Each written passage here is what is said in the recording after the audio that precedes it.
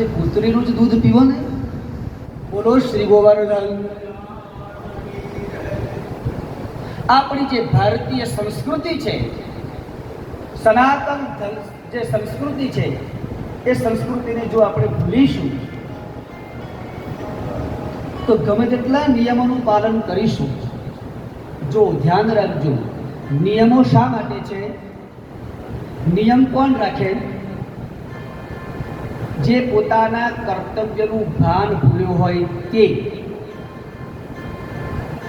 નિયમ રાખી અને જીવન ન જીવવું પણ આપણું કર્તવ્ય છે. સવારે વહેલા 4 વાગે ઉઠી જવું અને ભગવાનનું નામ સંકીર્તન કરવું એ આપણું કર્તવ્ય છે, નિયમ નહીં.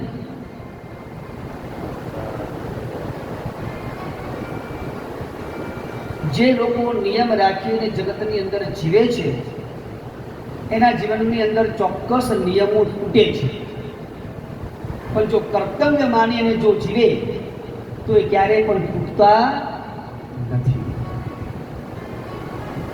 અમે બ્રાહ્મણ કુળની અંદર ઉત્પન્ન થયા છીએ, અમે ક્ષત્રિય કુળની અંદર ઉત્પન્ન થયા છીએ, અમે વૈશ્ય કુળમાં ઉત્પન્ન થયા છીએ, અમે શુદ્ર કુળમાં ઉત્પન્ન થયા છીએ. તો ભગવાને જે શાસ્ત્રોની અંદર જે અમને કર્મ સોંપ્યા છે એ કર્મ પ્રમાણે અમારે જીવવું.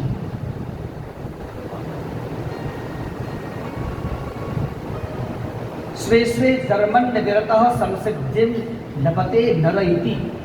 શ્રી ભાગવતજીની અંદર ભગવાન કૃષ્ણ અર્જુનજીને એ જ કહે છે